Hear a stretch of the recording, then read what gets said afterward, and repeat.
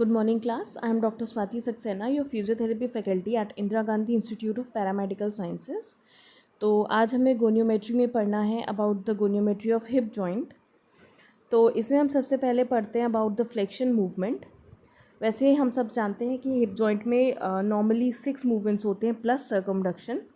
तो उसमें से जो पहला मूवमेंट है वो है फ्लेक्शन एंड इसकी नॉर्मल रेंज है from 0 degree, that is from neutral degree to 115 degree to 125 degrees. तो इसमें अगर हमें गोनियोमेट्री करनी है तो जो फिक्स्ड पॉइंट है या फल्क्रम है it will be pointed at the region of greater trochanter of femur to iliac crest. मतलब ये ग्रेटर ट्रोकेंटर से लेके इलियक क्रेस्ट के बीच में किसी भी पॉइंट पर रखा जा सकता है. फिर अगर हम इसका स्टेबल आर्म रखेंगे parallel to the long axis of the trunk के, जैसा कि आप इस डायग्राम में देख रहे हो, ये जो इसका स्टेबल आर्म है ये ट्रंक के पैरेलली रखा हुआ है उसके लॉन्ग एक्सिस पर. फिर मूवेबल आर्म जो है वो lateral mid line of the femur towards the lateral condyle पर रहेगा एंड जो पोजीशन रहेगी पेशेंट की वो सुपाइन या फिर साइड लाइन पोजीशन रहेगी. Supine will be much better position क्योंकि उसमें फ्लेक्शन ईजीली कर पाएगा पेशेंट.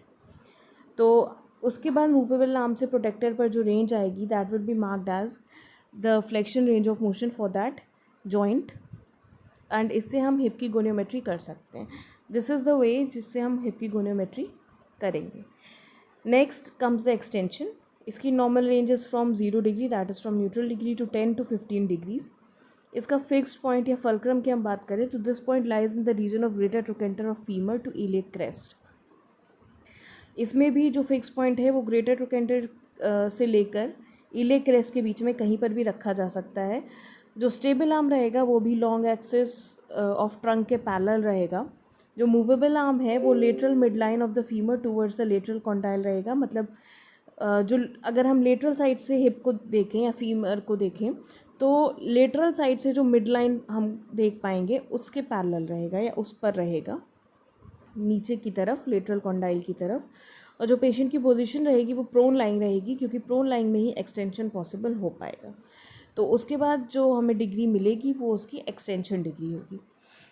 नेक्स्ट हम बात करेंगे एबडक्शन की. तो एबडक्शन का 0 से 45 degree normal range of motion रहता है और इसमें फिक्स पॉइंट या फल्क्रम जो रहेगा it will be place on a line between the anterior superior iliac spine. जैसा कि आप इस डायग्राम में देख रहे हो जहाँ पे ASIS है जिसको हम एंटीरियर सुपीरियर आइलेक स्पाइन बोलते हैं, वहाँ से लेकर नीचे तक जहाँ तक एबडक्शन मूवमेंट पॉसिबल है हिप जॉइंट का, उस लाइन के बीच में कहीं पे भी हम उसको रख सकते हैं. जो स्टेबल आर्म रहेगा it will be placed on a line between anterior superior iliac spine.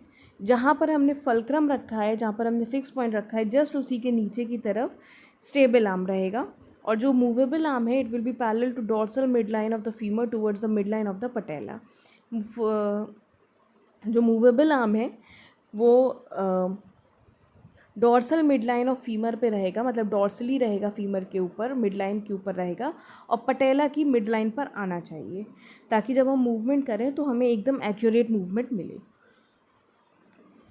जो पोजीशन रहेगी it will B supine position with good alignment. मतलब सुपाइन पोजीशन होनी चाहिए बट सुपाइन पोजीशन भी एकदम कंफर्टेबल होनी चाहिए. ऐसा नहीं होना चाहिए कि पेशेंट ने कहीं अपने कमर के नीचे तकिया लगाया हो या वो कंफर्टेबली लेटा ना हो या टेढ़ा मेढ़ा लेटा हो. Supine position but with good alignment is very important.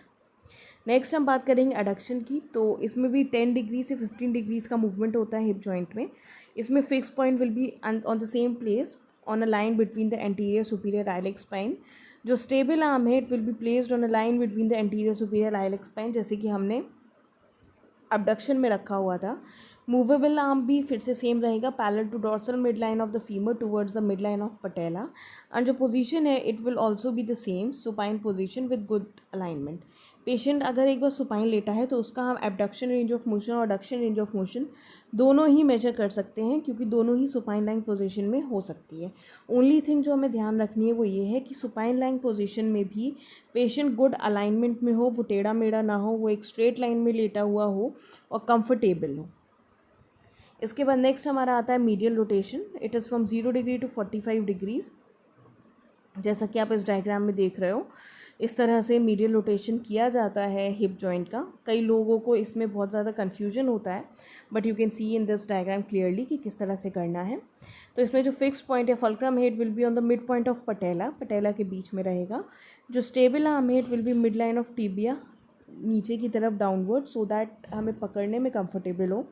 Then जो movable arm head will be placed along the crest of tibia to a point mid way between the malleolus anteriorly. मतलब जो हमारा फिक्स्ड आर्म है वो तो हमारे mid line of tibia पर stable है, बट जो हमारा मूवेबल आर्म है उसको हमें क्रेस्ट ऑफ टीबिया की तरफ रखना है, सो दैट वो मेलियोलस के एंटीरियरली प्रेजेंट हो। जो पोजीशन रहेगी it will be high sitting या फिर सिटिंग ऑन द बेड और table with knee flex at 90 degree, जैसा कि इस डायग्राम में है। The diagram is showing you the correct position for medial rotation goniometry. The knee is flexed over the edge of the table. तो इससे हमें medial rotation की range of motion मिल जाएगी। Next is the lateral range of motion, that is lateral rotation. तो 0 degree से 45 degree ही होती है। इसका फिक्स्ड पॉइंट या फल्क्रम जो है वो मिड पॉइंट ऑफ पटेला पे रहेगा। जो स्टेबल आर्म है it will be mid line of tibia downwards. जो मूवेबल आर्म है it will be place along the crest of tibia to a point midway between the malleolus anteriorly. जैसा कि वो internal rotation में था same उसी तरह से वो एक्सटर्नल रोटेशन में या लेटरल रोटेशन में भी रहेगा। जो पोजीशन ऑफ गोनियोमीटर या और पेशेंट रहेगी it will be again high sitting, that is sitting on bed और table with knee flexed at 90 degree. Patient could supine and the knee is flexed over the edge of the table. Patient को अगर आप चाहो, अगर वो बैठने में comfortable नहीं है तो उसको आप सुपाइन में लिटा भी सकते हो, बट 90 डिग्री से नी फ्लेक्स रहेगा बिलो द टेबल या फिर काउच। तो दिस इज़ द वे कि आप हिप जॉइंट की गोनियोमेट्री कर सकते हो।